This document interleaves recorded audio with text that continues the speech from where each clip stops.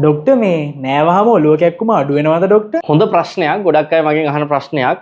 නෑවහම ඔලුව කැක්කුම සමහරක් අයට වැඩි වෙනවා, සමහරක් අයට අඩු වෙනවා. ඒකට හේතුව තමයි දැන් සයිනොසයිටිස් වගේ ඔලුව කැක්කුමක් තියෙන කෙනෙක් නෑවොත් එයාට ඔලුව කැක්කුම ටිකක් වැඩි වෙනවා. හැබැයි මිග්‍රේන් වගේ තියෙන කන්ඩිෂන් එකකදී සමහරක් වෙලාවට අඩු වෙන්න පුළුවන්. මම සමහරක් වෙලාවට කිව්වේ සමහරක් මිග්‍රේන් අවස්ථාවලදී ඔලුව කැක්කුම වැඩි වෙනවා. සමහරක් මිග්‍රේන් අවස්ථාවලදී ඔලුව කැක්කුම අඩු වෙනවා. ඒකට හේතුව අපේ බ්ලඩ් වෙසල්ස් වල එහෙම නැත්නම් රුධිර නාලිකාවල සංකෝචනය හා ඉහිල්වීම කියන කාරණාව තමයි ඒකට බලපාන්නේ. නැත්නම් අපි කියනවා ඩයලටේෂන් ඇන්ඩ් කන්ට්‍රැක්ෂන් වීම කියලා. එතකොට සමහරක් වෙලාවට දැන් හිතන්නකො ටෙන්ෂන් වගේ ඔලුව කැක්කුමක් තිබ්බොත්, ටෙන්ෂන් හෙඩෙක් වගේ ඔලුව කැක්කුමක් තිබ්බොත් සමහරක් වෙලාවට විශේෂයෙන්ම එයාගේ මසල්ස් වල තියෙන ටෙන්ෂන් එක වැඩි වෙනවා. ඒක ටිකක් අඩු වෙනවා අපි සාමාන්‍යයෙන් නෑවහම. එතකොට ඔලුව කැක්කුම අඩු වෙලා යන්න පුළුවන්. හැබැයි Tamanට තියෙන ඔලුව කැක්කුම හරියට නොදැන කිසි දෙයක් කරන්න යන්න එපා. මේක හරියනවද, අඩු වෙනවද, වැඩි වෙනවද කියලා බලන්න. මොකද ඒක හරි වෛද්‍යවරයෙක් බලලා දැන් ඔයා නාන්න මේ ඔලුව කැක්කුම හැදුනහම කිව්වොත් ඒක කරන්න. නැත්තම්